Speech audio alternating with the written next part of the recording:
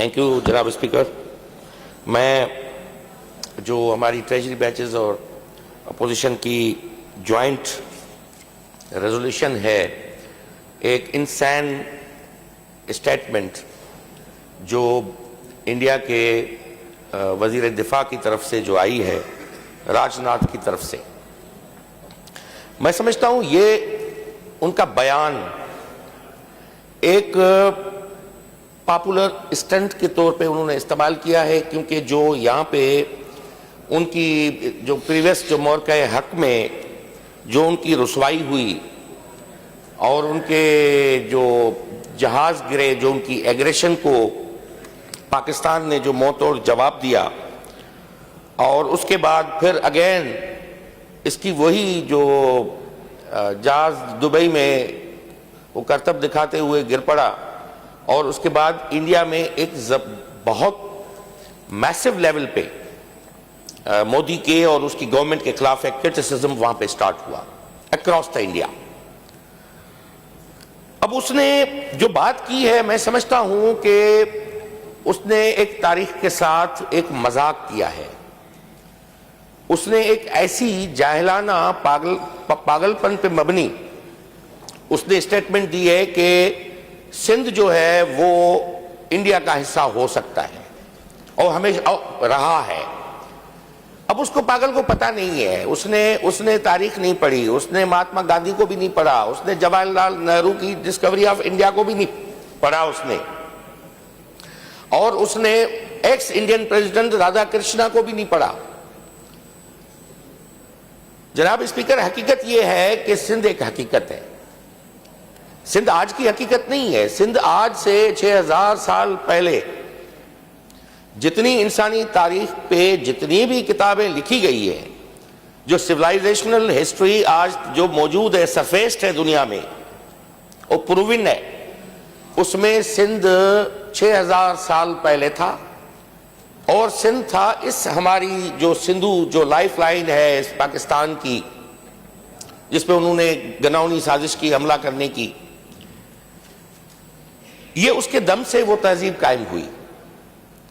और दुनिया का पहला किताब ऋग्वेदा वो इसी सिंधु के किनारों पे लिखा गया, और उसी ऋग्वेदा में जिसपे बाद में हिंदू मजहब कायम हुआ। मैं आपको थोड़ा ये 1 मिनट में बता रहा हूं कि हम इस कॉन्टेक्स्ट को समझें कि उस पागल को हमें इंटरनेशनल फोरम पे हर जगह जवाब देने के लिए हमें हमारे पास मवाद कितना है। ऋग्वेदा में लफ्ज इस्तेमाल हुआ है सिंधु, सपत सिंधु, जो पहला किताब है जिसके बुनियाद पे हिंदू मजहब कायम हुआ। सपत सिंधु यानी 7 दरियाओं का देश, जिस सिंधु के बुनियाद पे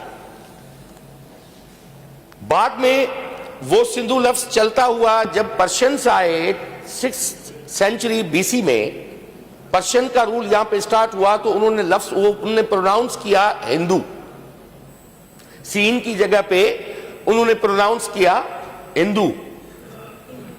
हिंदू हिंदू उसकी बुनियाद पे मजहब कायम हुआ, जो बेसिकली अगर आज ये क्लेम करे मुकेश चावला और हमारे दोस्त महेश और ज्ञानचंद ईसरानी कि वो ये हिंदू मजहब नहीं, ये सिंधु मजहब है, इसी के बुनियाद पे हिंदुस्तान नहीं वो सिंधुस्तान बनता है। भाई नेहरू ने लिखा है डिस्कवरी ऑफ इंडिया में, India is derived from Indus. तो उसके बाद जब ग्रीक्स आए तो ग्रीक्स ने उसको कहा इंडू, इंडू से उन्होंने किया इंडस, और India is derived from Indus. ये हिस्टोरिकल फैक्ट है। मैं कह रहा हूं कि आप अभी भी देख सकते हो कि India is derived from Indus, not Indus is derived from India, जैसा आज हम सिंध की बात कर रहे हैं। तो इसने वो तारीखी उसको डिस्टॉर्ट किया। बाद में सिंध जो है वो एक आज़ाद मुल्क रहा। 1843 में अंग्रेज आए, उन्होंने आके जब इस पे हमला किया तो उस वक्त जो है वो पार्ट बनाया बंबई, जो इस रेजोल्यूशन में जिसका तज़किरा किया गया है कि बंबई रेजिडेंसी में एक आज़ाद मुल्क को एक कमिश्नर की हैसियत में देके बंबई का हिस्सा बनाया गया, और गवर्नर जनरल के अंडर में वो आज़ाद मुल्क सिंध जो है उसके अंडर में आया। और उसके बाद 1843 से लेके इस बाद में सिंध ने अपने शनाख्त की तहरीक चलाई और 1935 का जब ब्रिटिश इंडिया एक्ट आया उसके बाद सिंध को एक सूबे की शक्ल मिली 1936 में, जिसके बदौलत ये असेंबली कायम हुई 1937 में। और बाद में 1843 में इसी असेंबली ने वो रेजोल्यूशन पास किया पाकिस्तान के हक में, इसी सूबाई असेंबली ने रेजोल्यूशन पास की 1943 में। तो इसका कॉन्टेक्स्ट ये है कि उसको ये पता ही नहीं है कि वो एक तारीख के पहलू को मसक कर रहे हैं। आज मैं आपको एक बात यहां पे, जितना छोटा सा मैं तिफले मकतब हूं, जितना मैंने थोड़ा बहुत पढ़ा है जिंदगी में, आज का पाकिस्तान हम कहते हैं वादी सिंध है, जो कश्मीर से लेके केटी बंदर तक है, मगर हमारे कुछ पार्ट टूटे हुए हैं। आप अभी भी गूगल करके देख लें कि धोलावीरा इंडस वैली की साइट है, इंडस वैली सिविलाइजेशन सिंधु सभ्यता की, सिंधु तहजीब की तारीख है या किसी और की है, वो इंडियन गुजरात में मौजूद है। आप लोथल को अभी गूगल करके देखें कि लोथल गुजरात में है, वो इंडस वैली की सिंध का हिस्सा है या किसी और चीज का हिस्सा है। आप अभी वो गूगल करके देख लें कि आपका जो काली बैंगन है राजस्थान में, वो वादी सिंध, हाकड़ो तहजीब और गागर रिवर तहजीब का हिस्सा है या किसी और का है। आप हरियाणा का जो राखी गढ़ी है, आप उसको गूगल करके देख लें कि वो इंडस वैली सिविलाइजेशन की साइट है या किसी और की है। अगर ये बात बनती है तो हम कहते हैं राजनाथ को कि ये राजस्थान, गुजरात और हरियाणा वादी सिंध के पार्ट है, हम क्लेम कर सकते हैं तारीखी बुनियादों पे, आप नहीं कर सकते सिंध के बारे में। आपको तो पता ही नहीं है। आपने वहां पे बैठ के एक पॉपुलर स्टंट के तौर पे उसको इस्तेमाल किया कि हम जो है हमदर्दियां गेन कर लें कि हम सिंध को अपना हिस्सा बना लेंगे। भाई, सिंध एक आजाद मुल्क था, बाद में सूबा बना, अपनी मर्जी से सिंध जो है वो पाकिस्तान में एक रेजोल्यूशन के थ्रू शामिल हुआ था। आज जो जुल्म उन्होंने ढाए हैं वहां पे, वो वहां पे जो हमारे राजस्थान में, गुजरात में, आपके हरियाणा में जो हमारी मुस्लिम जो वहां पे आबाद है, जो सिंधी आबाद है, मैं सिंध से कहता हूं, मैं सिंधी जो लोग वहां पे सिंधी स्पीकिंग आबाद है, उनके साथ मोदी ने जो अशर किया था गुजरात का जब चीफ मिनिस्टर था, जिसको बुचर ऑफ गुजरात का नाम दिया गया, उनके साथ क्या अशर हुआ। आज कच्छ भुज में चले जाओ, आज बनी में चले जाओ, सिंधी स्पीकिंग वहां पे बोलने वाले बैठे हैं। भाई, आप वहां पे दिल्ली में बैठ के, बॉम्बे में बैठ के भड़कियां नहीं मारो। यहां पे कोई मराठा बोलने वाला नहीं है, वहां पे हमारे बोलने वाले बैठे। कल हम क्लेम कर सकते हैं कि राजस्थान, गुजरात और हरियाणा हमारा पार्ट है, historically should be given to us. हम वो वापस ले सकते हैं। कल कश्मीर हमारा हिस्सा रहा है, हमने हमेशा रेजोल्यूशन में बात की है। कश्मीर वादी सिंध का हिस्सा है जो उनके पार्ट में, आज वादी सिंध तो पाकिस्तान है, तो ये हमारा राइट बनता है। मैं सच्ची बात यह है कि उसकी जब स्टेटमेंट आई, एक मज़ाहिया किस्म का एक बयान था जिसको कोई पता ही नहीं था कि हम कल वापस ले लेंगे, ये उसका हिस्सा रहा है। अरे बाबा, अपने बड़ों के जो आपके माई बाप हैं उनके तो पढ़ो, उन्होंने क्या लिखा है।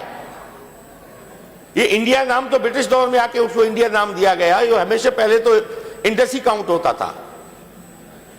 तो मैं समझता हूं ये उसकी तारीखी हकायक को मसख करने की स्टेटमेंट है, डिस्टॉर्शन है तारीख की।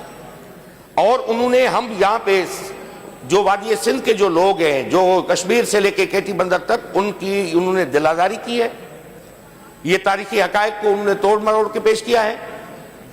इसको स्ट्रांगली कंडेम किया जाता है और ये असेंबली पूरी जो है इसको कंडेम करे। और तारीखी फैक्ट कि आपकी रुसवाई, आपका डिफेंस सिस्टम वीक है, आपकी अपनी जो है डिफेंस लाइन कमजोर है, तो आप अपनी जो खामियां हैं वो छुपाने के लिए आप किसी और आजाद मुल्क और आजाद वतन के हिस्से को क्लेम नहीं कर सकते। ये अक़वाम मुत्तहिदा की फ्लैग्रेंट वायोलेशन है, एक डिक्लेयर्ड मेंबर कंट्री है, और आप वहां पे बैठ के जवाब दे रहे हो। मैं तो आज का केस नहीं, मैं तो 6000 साल से लेके आज का केस बयान कर रहा हूं। आप मुझे दिखा दें इस बीच में इंडिया कहां है। इंडिया है ही नहीं। इंडस से बना, वहां के बसने वाले लोग थे। आप ठीक है, आपकी गंगा, जमुना, ब्रह्मपुत्र पे जो सिविलाइजेशन है, हम उस पर उंगली नहीं उठाते, हम उस पर बात नहीं करते, क्योंकि हम दुनिया की तारीख की तहजीब, हम मौजिब लोग हैं। हम दुनिया की उन अजीम तहजीबों और सिविलाइजेशन का कदर करते हैं। आप हमारा हिस्सा है, गुजरात हमारा हिस्सा है, राजस्थान हमारा हिस्सा है, हरियाणा हमारा हिस्सा है। मेरा ये असेंबली के फ्लोर पे हो, मैं तारीखी तौर पे इन पे एक नहीं 100 किताबें उठा के आपको साबित करने के लिए तैयार हूं कि वो हमें मिलने चाहिए। हम क्लेम करते हैं कि वो हमारा पार्ट है, ये आपका न था, आप हमसे निकले हो, आप हमारे नाम लेके आप वहां पे बैठे हो, आपको शनाख्त हमने दी है, आप हम पे उंगली नहीं उठा सकते। I strongly condemn it. Thank you.